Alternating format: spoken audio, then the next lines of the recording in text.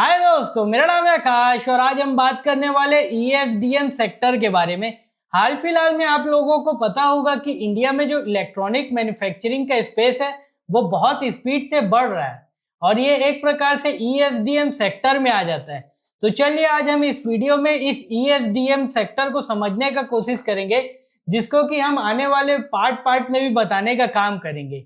इस ESDM जो कि इंडिया में एग्जिस्ट करता है, इसको समझने से पहले हमें ग्लोबली समझना पड़ेगा कि ग्लोबली ESDM सेक्टर कैसा परफॉर्म कर रहा है।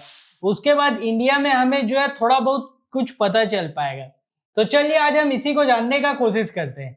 लेकिन उससे पहले अगर आप हमारे चैनल में नए तो कृपया करके इसे लाइक, सब्सक्राइब एंड शेयर कर लें। ESDM का फुल फॉर्म होता है electronic system and design manufacturing. वो आपको तो पता ही होगा कि एप्पल का जो मैन्युफैक्चरिंग है इंडिया में हाल फिलहाल के समय जो टाटा के द्वारा हो रहा है, वो पहले ताइवान की फॉक्सकॉन कंपनी के द्वारा हो रहा था। ये एक प्रकार से इलेक्ट्रॉनिक मैन्युफैक्चरिंग का कॉन्ट्रैक्ट सर्विस प्रोवाइड करने का काम कर रही थी कंपनी, जो कि एप्पल के लिए। इस ESDM सेक्टर को अगर हम आसान भाषा में समझने का कोशिश करें, जैसे कि हमने ऑलरेडी बताया, तो ये कॉन्ट्रैक्ट मैन्युफैक्चरिंग करने का काम करती है।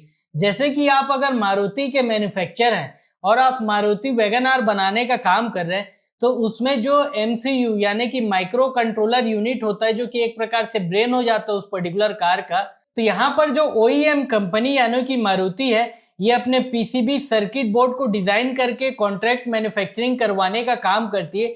तो यहाँ पर जो ESDM कंपनी हुई, इस कंपनी के कॉन्ट्रैक्ट को ले लेता है और उनके लिए असेंबली और मैन्युफैक्चरिंग करने का काम करता है। तो इस प्रकार से मोटा मोटा ESDM सेक्टर जो है ऑपरेट होता है। इस ESDM सेक्टर का शुरुआत जो है 1997 में पहली बार हो गया था, जब अमेरिका में एक प्रकार से थोड़ा रिसेशन टाइप का समय आया था, जहां पर कि जो ट्रेडिशनल OEM कंपनी वो अपने वर्कफोर्स को डाउन कर रहे थे और कई सारे पार्ट्स को वो जो है कॉन्ट्रेक्चुअल बेसिस पे अदर कंपनी को शिफ्ट कर रहे थे, जिससे कि OEM कंपनी का कॉस्ट कटिंग हो पा रहा था। तो यहाँ पर 1997 में एक सोल इलेक्ट्रॉन नामक कंपनी जो है आई थी, जो कि ट्रेडिशनल OEM के डिजाइन को लेके उनके लिए एक प्रकार से कॉन्ट्रैक्ट में मैन्युफैक्चरिंग करने का काम कर रही थी। प्रिंटेड सर्किट बोर्ड और इलेक्ट्रॉनिक प्रोडक्ट जैसे आइटम ट्रेडिशनल OEM कंपनी के लिए। ग्लोबली अगर हम बात करें तो ये इंडस्ट्री जो है 5.2% के CAGR से बढ़ रही है। लेकिन इंडिया की अगर हम थोड़ा बात करें, जिसका कि आने वाले समय में हम डिटेल तरीके से बात करेंगे, तो इंडिया में जो चीप लेबर का आर्बिट्राज है, वो सारी की सारी कंपनी जो है इसे एब्जॉर्ब करने का काम करिए। इस वजह से जो दुनिया की सारी मैन्युफैक्चरिंग है लगभग लो कॉस्ट वाली, वो इंडिया में धीरे धीरे करके शिफ्ट होती जा रही है। और इसी के साथ साथ जो डिजाइन और IP राइट्स है, वो भी इंडिया में जो कई सारी कंपनी अपना GCC सेगमेंट इनेबल करके इंडिया के लोगों द्वारा जो है डिजाइन करवाने का काम भी कर रही है। इस ESDM सेक्टर के बारे में अगर हम बात करें तो ये भी फर्दर जो है अलग अलग सर्विसेज में डिवाइडेड है।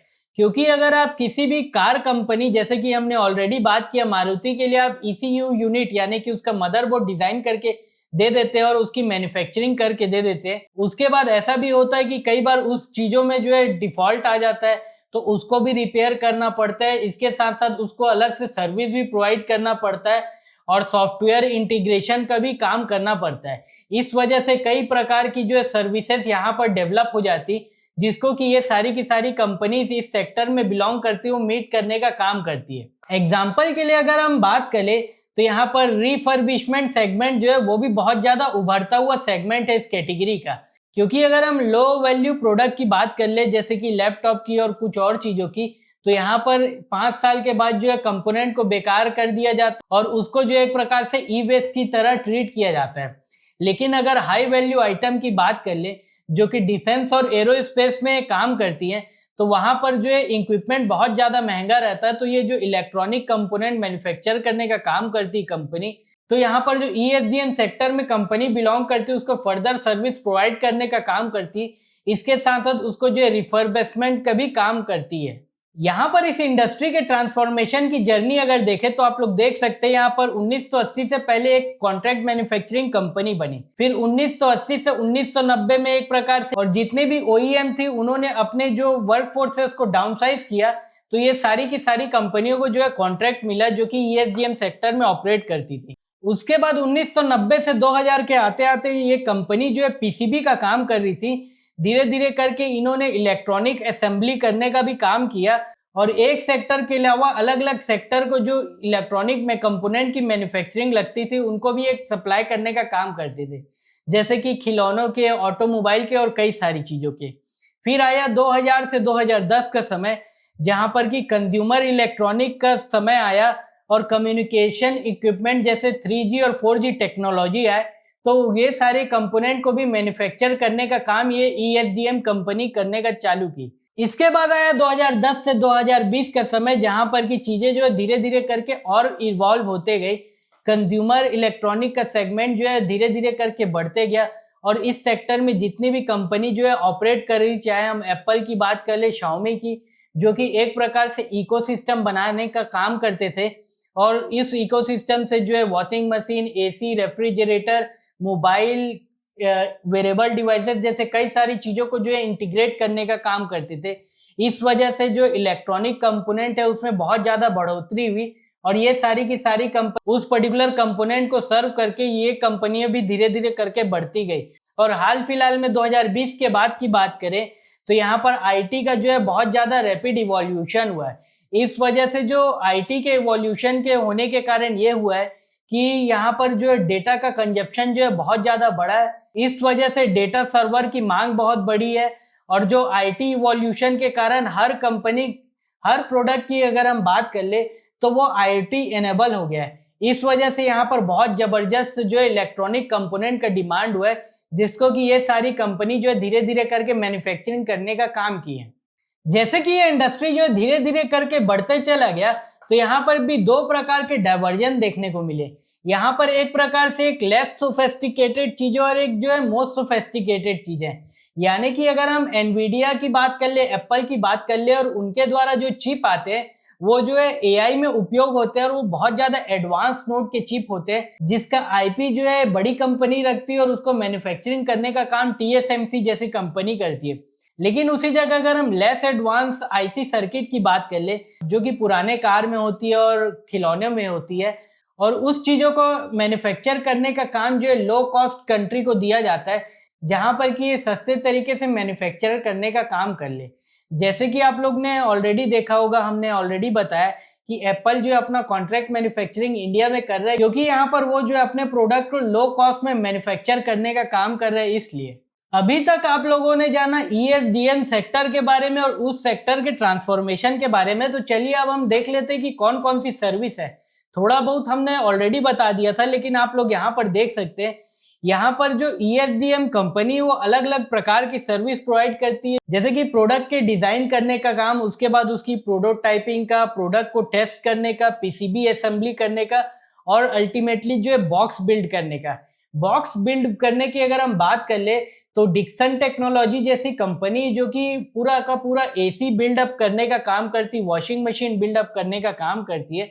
तो यहाँ पर जितने भी जो मार्केटिंग वाले प्लेयर आ जाते हैं, चाहे हम वोल्टास की बात कर ले, हिताची की बात कर ले, तो सारे के सारे कंपनी जो है एक प्रकार से मार्केटिंग का काम कर रहे हैं, लेकिन उनका जो पूरा मैन्युफैक्चरिंग करने का काम जो है डिक्सन जैसी कंपनी करती है और पूरा का पूरा चीजें जो है मैन्युफैक्चर करके देने का काम करती है। तो ये कंपनी जो है थप्पा लगाती है और सामने बेचती है।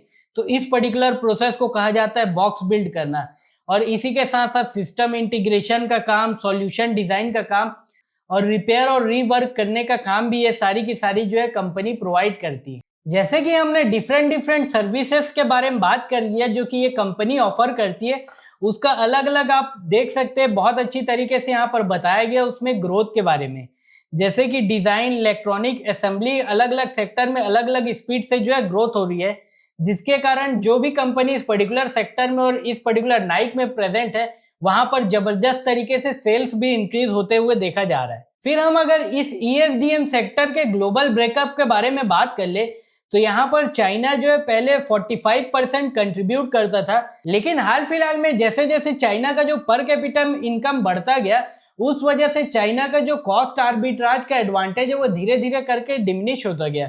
तो जैसे कि आप लोग देख सकते हैं यहाँ पर कैलेंडर ईयर 2020 में यहाँ पर चाइना का शेयर जो 45.5% था, जो कि घट के 44.2% हो गया। और इंडिया की बात करें तो यहाँ पर उस समय जो है 2020 में 1.8% का शेयर था, जो कि बढ़ के हो गया 8.1%।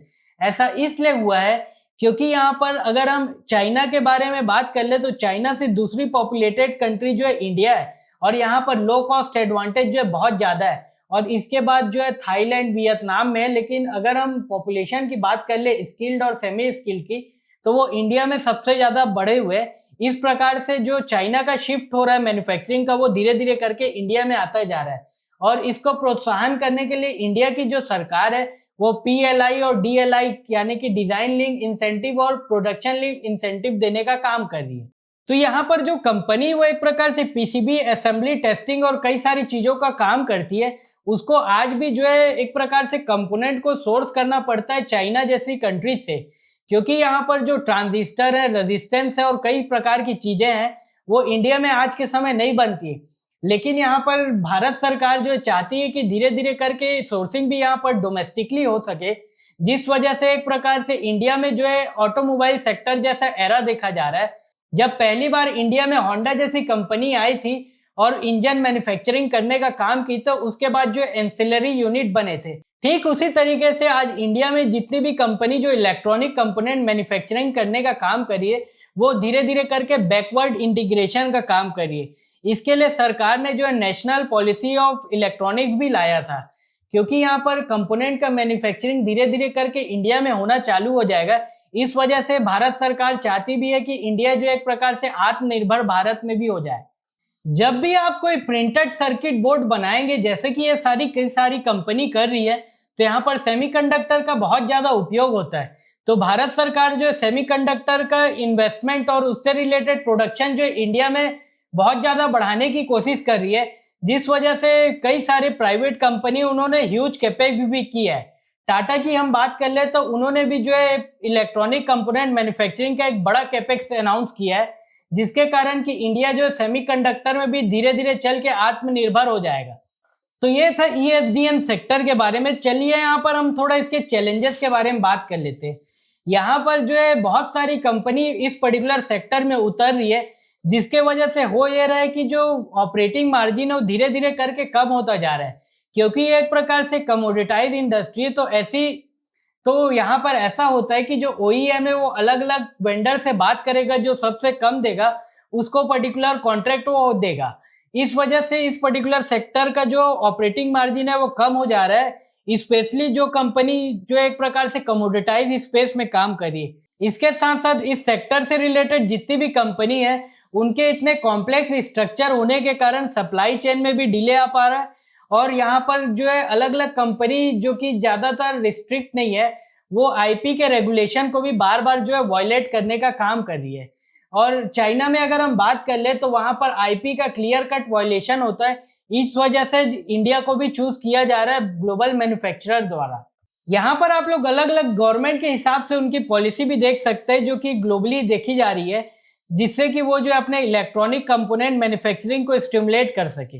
जियोपॉलिटिक्स भी इस पर्टिकुलर सेक्टर को बहुत ज्यादा प्रभावित कर रहा है, क्योंकि जैसे कि हमने ऑलरेडी देखा था चाइना का जो है 45% मार्केट शेयर था, और US चाइना के ट्रेड वॉर होने के कारण लगभग 4500 से ज्यादा जो ESDM कंपनी है वो चाइना से जो है शिफ्ट होकर वियतनाम, इंडोनेशिया और इंडिया में शिफ्ट होते जा रहे हैं, जिसके कारण कि जो चाइना में लगने वाला टैरिफ है उसका मार जो उन पर्टिकुलर कंपनी को कम पड़ पाए।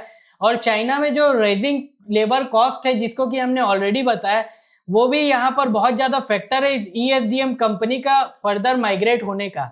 अगर हम इंडिया की बात कर ले तो इंडिया में लगभग $6.2 यानी कि 500 रुपए के अंदर डेली वेजेस पे काम कराया जा सकता है। लेकिन चाइना की बात कर ले तो वो लगभग 2400 से 2500 रुपए पर डे का वहाँ हिसाब बन चुका है, जिसके कारण कि लो कॉस्ट मैन्युफैक्चरिंग जो है चाइना का एडवांटेज था वो धीरे धीरे करके खत्म होता गया है, जिसके कारण की जो सारी की सारी मैन्युफैक्चरिंग है वो साउथ ईस्ट एशियन कंट्री और इंडिया में जो है धीरे धीरे करके आती जा रही है। और यही वो बात है जिसके कारण कि इंडिया की बात कर ले तो इंडिया में ये जो सेक्टर है वहां पर टेल विंड लग चुका है, जैसे कि चाइना की बढ़ती हुई लागत के कारण जो सारी की सारी कंपनी इंडिया में शिफ्ट हो रही है। उसी के साथ साथ भारत सरकार जो इस पर्टिकुलर सेक्टर को जॉब जनरेशन के लिए बहुत ज्यादा पुश कर रही है, PLI से रिलेटेड, सेमीकंडक्टर से रिलेटेड, जिसके कारण कि इंडिया में जो कंपोनेंट की भी मैन्युफैक्चरिंग हो पाए, जैसे कि ऑटो सेक्टर में। तो इस वजह से इस सेक्टर की जितनी भी कंपनी उनका अगर आप टेक्निकल एनालिसिस करेंगे तो वो बहुत ज़्यादा गजब का लगेगा। और लेकिन अगर हम यहाँ पर भी थोड़ा उस कंपनी के बारे में बात कर ले जो कि इंडिया के डोमेस्टिक फोकस है और कंज्यूमर डिमांड पे काम कर रहे हैं, तो वहां पर थोड़ा स्लो डाउन देखा जा रहा है क्योंकि इंडिया का कंज्यूमर सेक्टर जो है थोड़ा स्लो डाउन है इस वजह से।